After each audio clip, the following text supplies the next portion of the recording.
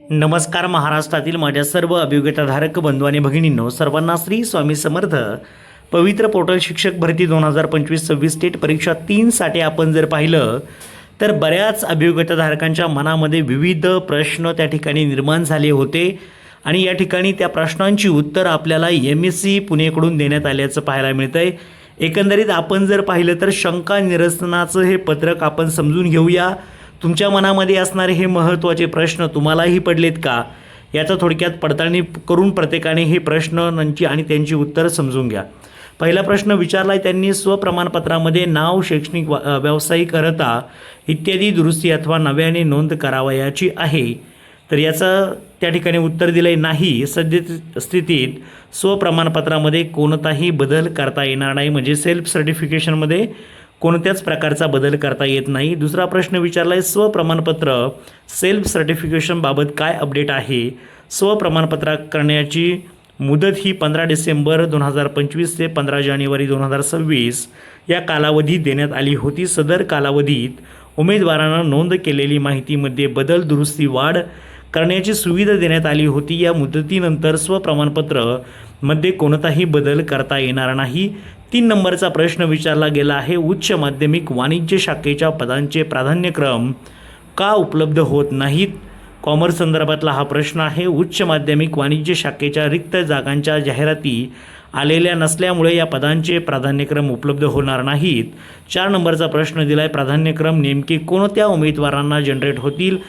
ज्या विषयांसाठी, माध्यमासाठी व गटासाठी जाहिराती उपलब्ध असतील आणि उमेदवार त्या जागांसाठी आरक्षणासह शैक्षणिक व्यावसायिक अर्हता व इतर अर्हता धारण करत असतील तर त्याप्रमाणे स्वप्रमाणपत्रात नोंदी केलेल्या असतील त्यांनाच प्राधान्यक्रम जनरेट होतील. प्रश्न, प्राधान्यक्रम लॉक करण्यासाठी नवीन वाढीव मुदत कोणती आहे. प्राधान्यक्रम लॉक करण्याची मुदत दिनांक 16/8/2026 पर्यंत वाढवण्यात आलेली आहे. आता वयोमर्यादेचा नियम काय आहे. आता हा खूप महत्त्वाचा प्रश्न आहे. इयत्ता 1ली ते 8वी व शासकीय व्यवस्थापनांच्या पदांसाठी शासन नियमानुसार वयोमर्यादा लागू राहील. तसेच खाजगी व्यवस्थापनांच्या शाळांतील इयत्ता 9वी ते 12वी करिता कमाल वयोमर्यादा लागू नसल्याने उमेदवार पात्र असल्यास प्राधान्यक्रम उपलब्ध होतात. म्हणजे त्या ठिकाणी वयाची अट 9वी ते 12वी खाजगी व्यवस्थापनासाठी नाही आहे. त्यानंतर 7 नंबरचा प्रश्न, नोंदणीकृत मोबाईल क्रमांक बदलण्यासाठी काय करावे लागेल. नोंदणीकृत मोबाईल क्रमांक बदलण्यासाठी विहित मुदतीत नजीकच्या शिक्षणाधिकारी प्राथमिक माध्यमिक कार्यालयाशी संपर्क साधावा लागेल. 8 नंबरचा प्रश्न, अर्ज प्रक्रियेत अडचणी आल्यास उमेदवारांनी कोणत्या सूचनांचे पालन करावे. उमेदवारांनी पोर्टलवर वेळोवेळी दिलेल्या सूचनांचे पालन करावे. भरती प्रक्रियेबाबत अचूक माहितीसाठी काय करावे. उमेदवारांनी पोर्टलवर वेळोवेळी दिलेल्या सूचनांचे अवलोकन करावे. त्यानंतर 10 नंबरचा प्रश्न, लॉग इन करण्यासाठी ID कसा वापरावा आणि कोणत्या विशेष सूचना वाचाव्यात. तुमचा टेट ID हा लॉग इन ID वापरावा, म्हणजे 25 आणि तुमचा जो नंबर असेल तो तुम्हाला ID लॉग इनसाठी वापरायचा आहे.